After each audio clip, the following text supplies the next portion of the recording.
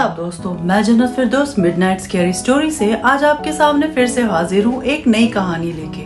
कहानी सुनाने से पहले एक छोटी सी इल्तिजा, जिन लोगों ने हमारा चैनल अब तक सब्सक्राइब नहीं किया है प्लीज कर ले और वो बेल आइकन का भी बटन ऑन कर दे ताकि जब हमारी कोई नई कहानी आए तो उसकी सीधी नोटिफिकेशन आपके पास आ जाए।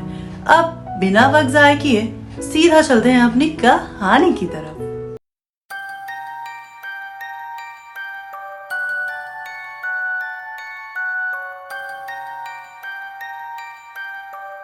कभी कभी जिंदगी में कुछ ऐसा हो जाता है जिसे हमने कभी सोचा ही नहीं होता कि ऐसा भी हो सकता है। समीर, उम्र 12-13 साल। बचपन से ही वो बहुत अलग था, नीडर, शरारती, सबको प्यार करने वाला।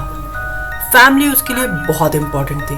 हर इंसान में कुछ न कुछ एक खास आदत जरूर होती है। समीर में हर चीज को एक्सप्लोर करने की आदत थी। वो ऐसे ही एक दोपहर थी जब वो स्कूल से घर आ रहा था। रास्ते में उसे एक पुराना घर दिखता है।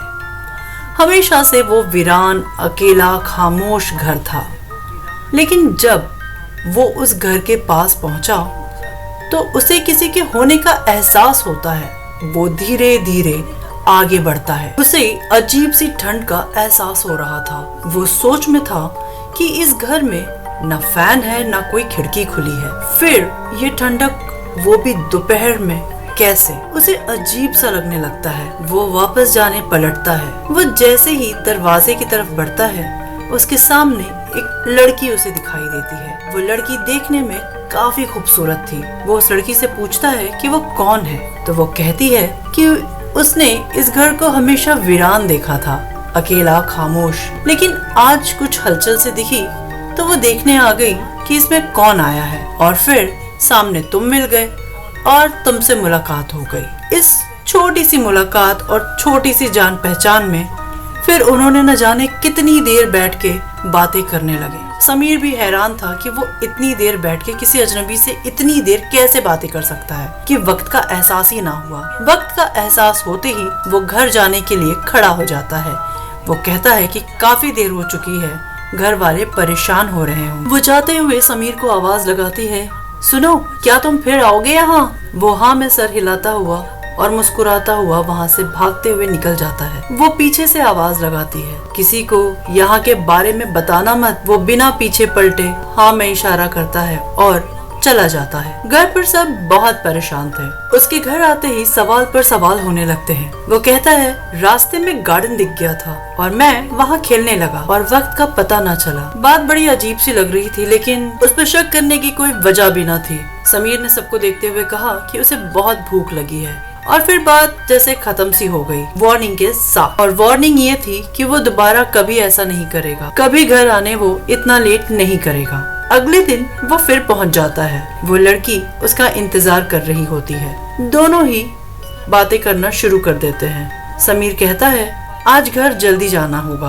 वरना फिर बहुत सवाल होंगे और डांट भी पड़ेगी। समीर उसे स्कूल के फ्रेंड्स के सभी बातें बताने लगता है। वो खुद भी नहीं समझ पाता कि वो ऐसा क्यों कर रहा था। हालांकि समीर बहुत जल्दी किसी भी अजनबी से घुलता मिलता न था। बात करते करते उस लड़की की नजर समीर के हाथ पर गई। वो चोट का निशान था। उसने पूछा, ये क्या है? समीर ने कहा, ऐसे तो सब मेरे दोस्त हैं, लेकिन एक लड़का है क्लास में, हमेशा झगड़ा करता है। आज उसने गिरा दिया तो चोट लग गई। अच्छा, अब मैं चलता हूँ वरना घर पर सब फिक्र करेंगे। ऐसे ही कुछ दिन बीत जाते हैं। समीर आज पूरे 2 दिन से आया नहीं था। आज तीसरा दिन था। जब वो वहाँ पहुँचा तो वो बहुत फिक्र से पूछती है कि वो कहाँ था और क्यों नहीं आया। तो समीर कहता है कि वो लड़का जो उसे तंग किया करता था, अचानक से उसकी मौत हो गई। वो सीढ़ियाँ उतर रहा था, उसका पैर फिसला और स्कूल से हॉस्पिटल ले जाते हुए उसने दम तोड़ दिया। तो इसी वजह से वो नहीं आ पा रहा था।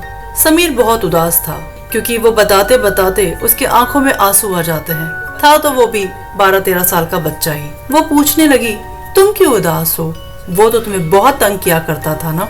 उसने कहा, हाँ करता था, लेकिन इतना बुरा हो उसके साथ ऐसा मैंने कभी नहीं चाहा था। वो चुलबुला था। बुरा नहीं, समीर ने कहा। आपने कभी अपना नाम नहीं बताया। उसने कहा तुमने कभी पूछा ही नहीं।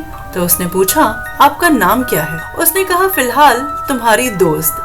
और वो दोनों मुस्कुरा दिए और समीर घर जाने के लिए निकलने लगा। वो जाने लगा तो उसने कहा मेरा नाम शिखा है। समीर आज पहली बार पीछे मुड़ता है और हाथ से बाय करता हुआ चला जाता है। उस दिन वो जब घर पहुंचा तो समीर के पापा ने उसे पूछा कि वो कहाँ गया था। उसने कहा कि वो पार्क में था। उसके पापा ने उसके चेहरे को प्यार से छुआ और कहा दोपहर में पार्क ना जाया करें, काफी कड़क धूप होती है। वो हाँ में सर हिला देता है। दोपहर में खाना खाने के बाद वो अपने कमरे में आराम कर रहा था। न जाने क्यों उसे बार बार शिखा का नाम अपने कानों में सुनाई दे रहा था। वो चुपचाप अपने कमरे से निकलकर उसी वीरान घर पे पहुंच जाता है। लेकिन आज उस घर में गर्माहट थी और शिखा भी न थी। फिर वो जाने लगा तो उसे वही ठंडक महसूस हुई। उसे ठंड का एहसास होने लगता है उस कमरे में। वो जाने लगता है। शिखा उसे आवाज देती है समीर। समीर मुड़कर देखता है और पूछता है वो कब आई और कैसे आई। उसने देखा नहीं उसे आते हुए। तो उसने कहा वो यही थी। समीर उससे कहने आया था कि अब वो दोपहर में नहीं आया करेगा क्योंकि उसके पापा ने मना किया है दोपहर में कहीं भी बाहर जाने। वो भी उदास था और वो भी उदास सी हो जाती है। समीर कहता है दीदी क्या हुआ। दीदी कहने पर शिखा चिढ़ सी जाती है और समीर को डांटते हुए कहती है कि वो उसे दीदी ना कहे। समीर जरा घबरा सा जाता है। शिखा उसे ऐसे देखकर एकदम से पास आके कहती है आई एम सॉरी समीर, मुझे माफ कर दो। हम दोस्त हैं और दोस्त ही रहते हैं, दीदी काकी ये सब नहीं। फिर वो मुस्कुरा देती है। समीर भी मुस्कुरा देता है और फिर वो साथ में खूब खेलते हैं, बातें करते हैं। काफी वक्त गुजर जाता है। समीर कहता है कि आज दोपहर में उसके पापा घर पे ना थे, इस वजह से वो आ गया और अब उसे जाना होगा।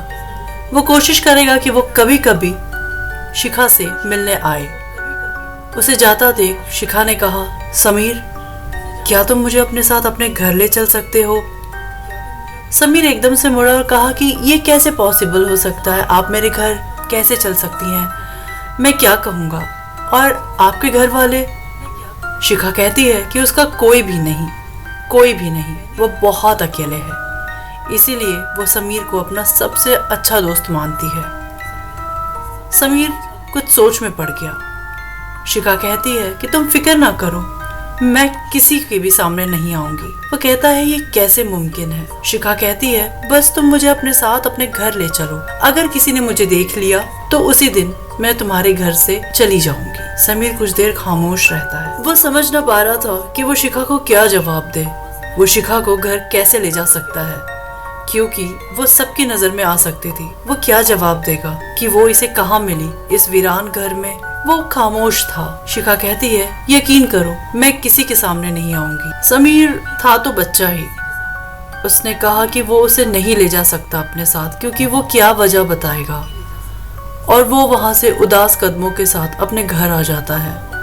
उसे रह रहकर शिखा की बात याद आती है। उसे शिखा याद आती है। उसका बार बार ये कहना कि उसका सिवाय समीर के कोई नहीं बार बार उसे उदास कर जा रहा था। वो चाहते हुए भी उसे अपने घर नहीं ला सकता था और ऐसे ही कश्मकश में वो सो जाता है। सुबह स्कूल जाता है तो रास्ते में वो घर पड़ता है। वो कुछ उदास सा हो जाता है। स्कूल भी वो पूरा वक्त उदास था। लौटते वक्त भी उसने उस घर की तरफ रुख ना किया। वो सीधा घर आया। आज घर में अजीब सी चहल पहल थी, जैसे कोई मेहमान आया हो। वो घर आता है और सीधा अपनी मम्मा के पास जाता है। वो अपनी मम्मा से पूछता है कि क्या घर में कोई मेहमान आया है। तो उसकी मम्मा कहती हैं नहीं बेटा, हमने अपनी मदद के लिए एक लड़की रखी है जो हमारे साथ घर के कामों में मदद करेगी। और उसके सामने जो लड़की आती है उसे अपनी आंखों पे यकीन नहीं होता।